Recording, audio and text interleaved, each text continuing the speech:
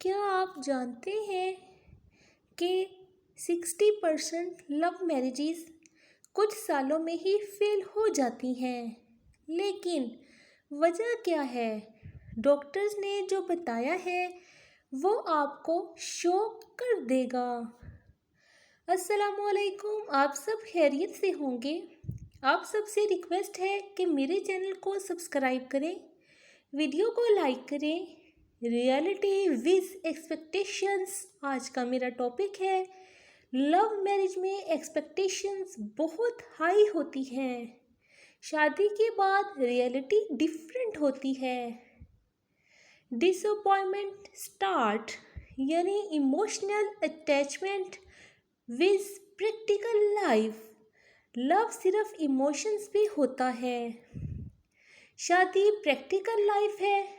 Fiance, family और responsibilities हैं। Doctor और साइकोलॉजिस्ट का कहना है कि ओवर अटैचमेंट डिपेंडेंसी के बराबर होती है। डिपेंडेंसी क्या है? Insecurity plus jealousy. ये रिलेशनशिप को टॉक्सिक बना देती हैं। कम्युनिकेशन फेलियर, पहले हर बात शेयर होती है, बाद में ईगो और फाइट्स स्टार्ट हो जाती हैं। साइलेंस जो है वो बहुत ही ज़्यादा डिस्टेंस इख्तियार कर जाती है। उसके अलावा फैमिली प्रेशर, लव मैरिजेस में फैमिली एक्सेप्टेंस इशू बहुत ज़्यादा होता है, यानी फैमिली को एक्सेप्ट करना।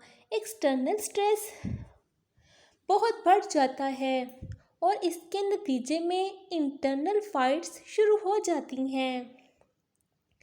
मेन शॉकिंग ट्रुथ जो है वो डॉक्टर्स के मुताबिक है कि लव मैरिज फेल इसलिए होती है क्योंकि लोग सिर्फ इमोशंस पे डिसीजन लेते हैं, कंपैटिबिलिटी चेक नहीं करते।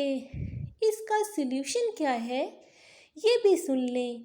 कम्युनिकेशन स्ट्रॉन्ग रखो, एक्सपेक्टेशन रियलिस्टिक रखो, रिस्पेक्ट को ज़्यादा दर्जा दो बजाय के मोहब्बत के।